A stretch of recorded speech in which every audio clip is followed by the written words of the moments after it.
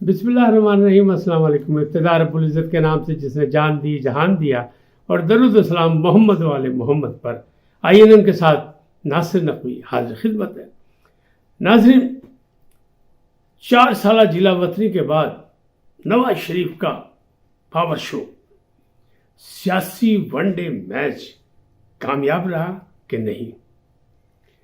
جلسے کے شرکاء کی متضاد دعوے، تعداد پہ کہ کتنی تعداد تھی، کوئی کچھ کہہ رہا ہے، کوئی کچھ کہہ رہا ہے۔ جلسہ کامیاب، بیانیہ گزارا۔ نگران حکومت اور لوکل انتظامیہ پر نوازشات کا الزام۔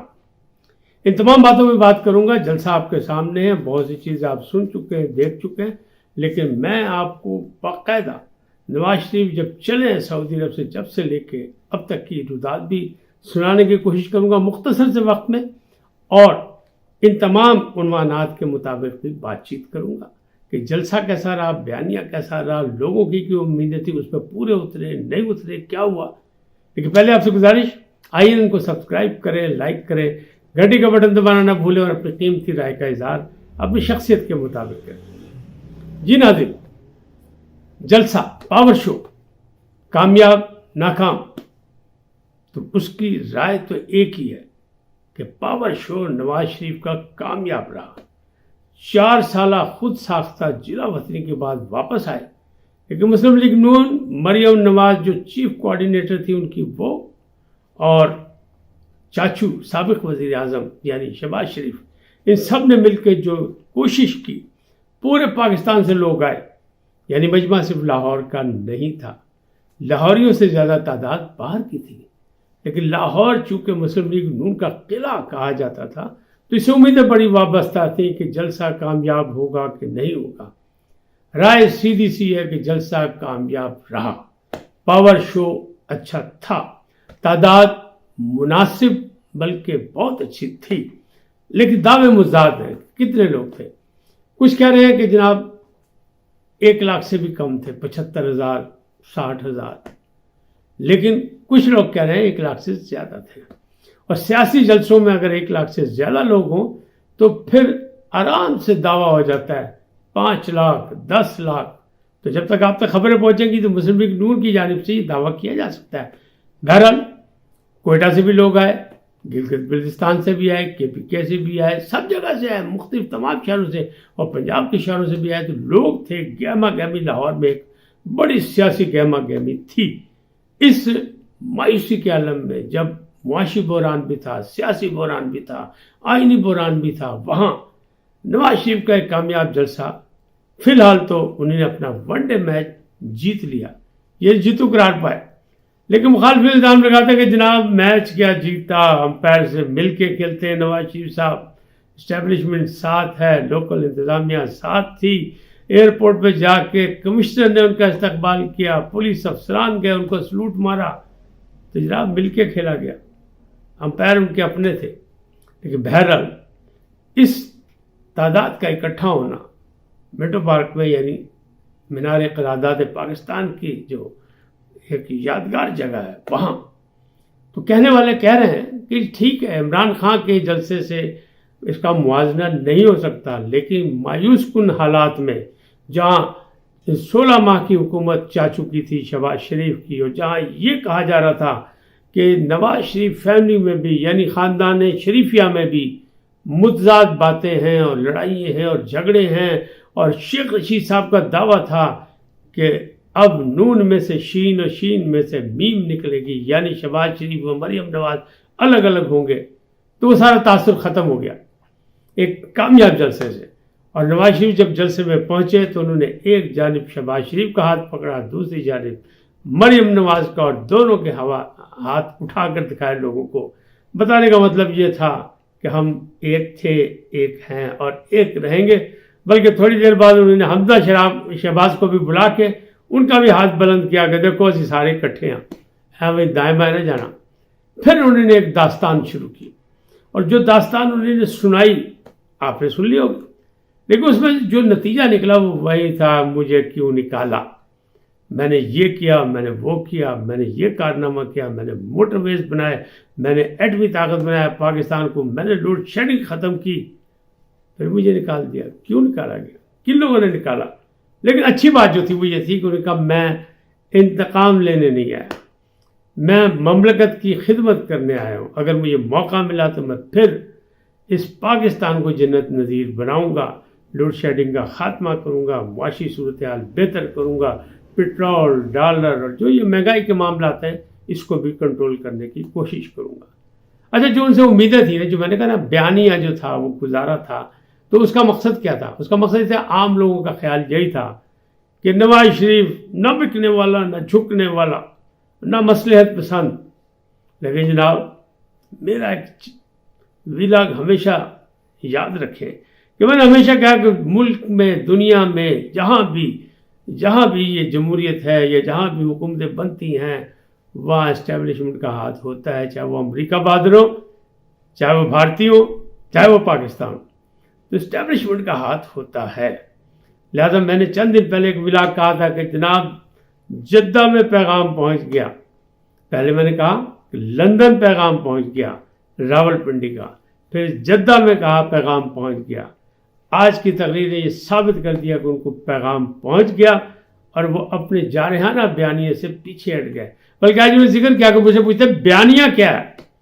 تو ان کا میرا بیانیہ موٹر ویز ہے، میرا بیانیہ اورنج ٹرین ہے، میرا بیانیہ خوشحالی ہے، میرا بیانیہ عوام کی ترقی ہے، میرا بیانیہ ملک کی ترقی کی راہ پر گامزن کرنا ہے. تو اب انہوں نے یہ کہا، گلا شکوہ کیا اور انہوں نے کہا کہ مجھے کہتے ہیں کہ 30 سال میں برسر اقتدار رہا، لیکن یہ نہیں بتاتے کہ 15 سال تک میں نے عدالتوں کے چکر لگائے اور میں نے جیل کاٹی اور مجھے جلا وطن رکھا گیا 15 سے 20 سال تک. یہ نہیں بتاتے.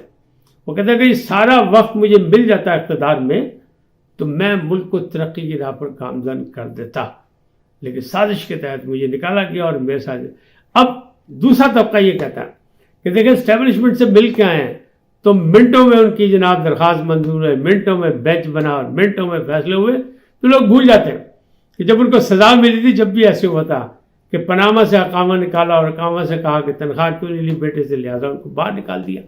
تو پلاننگ جس انداز میں نکالے گئے تھے اسی انداز میں ان کو ریلیف مل رہا ہے، یعنی دبا فٹافٹ جھٹکے سے. تو اس وقت بھی لوگوں نے اعتراض کیا تھا، اس وقت بھی اعتراض کیا. اس وقت اعتراض یہ تھا کہ پاناما میں اور بھی سینکڑوں لوگ موجود تھے، ان کے خلاف کیوں نہیں ہوا، کوئی فیصلہ نہیں ہوا، کوئی مقدمہ نہیں ہوا، بات ہی آگے نہیں چلی، صرف نواز شریف کو کیوں نشانہ بنایا گیا؟ تو سوال یہ نشان تو ہے. اب اس وقت بھی یہ ہو رہا ہے کہ بہت سے کیسز ہیں اور ان کیسز میں اس طرح نہیں ہو رہا جس انداز میں نواز شریف کو ڈیل کیا گیا، پروٹوکول دیا گیا.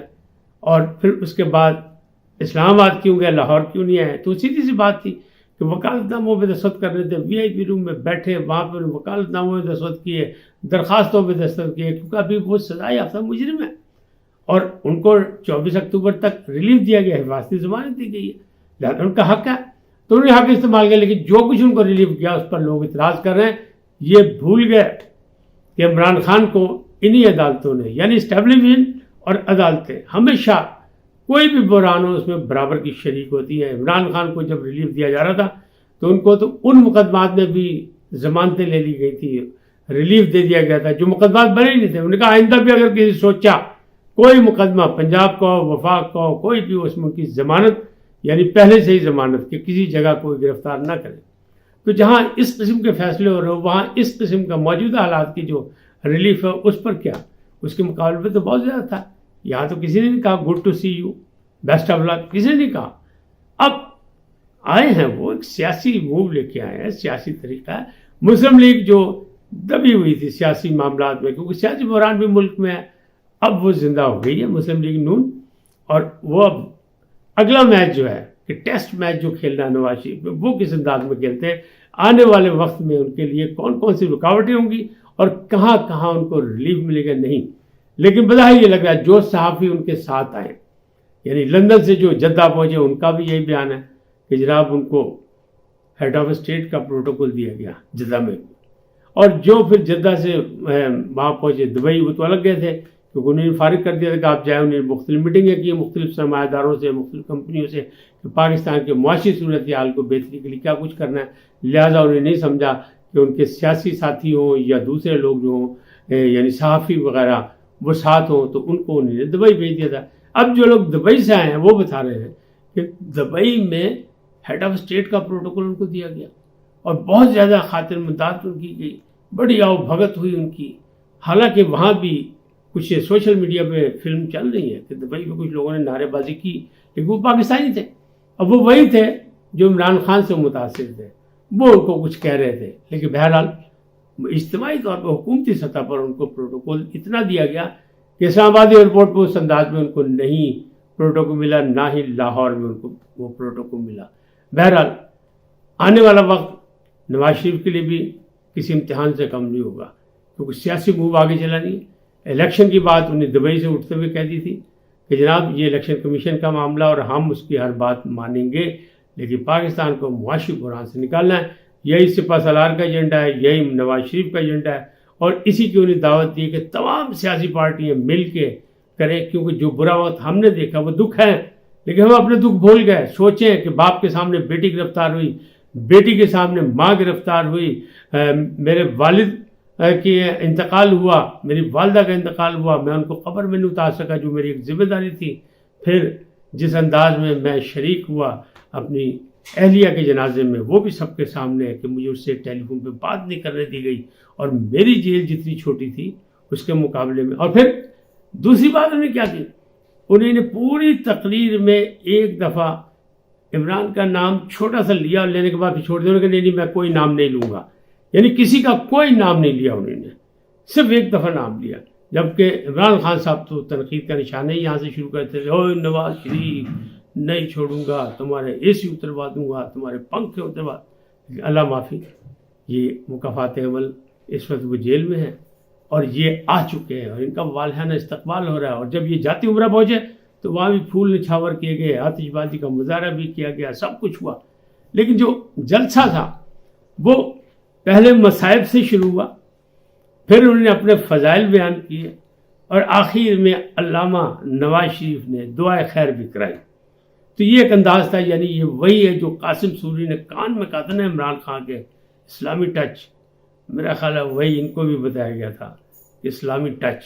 تو انہیں کامیابی کا راستہ بھی بتا دیا کہ رات کی اندھیروں میں صبح ہونے سے پہلے یعنی درود و سلام پڑھو، اللہ سے گڑ گڑا کے دعا مانگو، ملت کے لیے بھی اپنے لیے بھی اللہ کامیابیاں دے گا. آج اتنا ہی، پھر ملیں گے نئے موضوع کے ساتھ. جاننے سے پہلے آپ سے گزارش، آئیے ان کو سبسکرائب کریں، لائک کریں، گھنٹی کا بٹن دبانا نہ بھولیں، اور اپنی قیمتی رائے کا اظہار اپنی شخصیت کے مطابق کریں. سدا سلامت رہیں. اللہ نگہبان.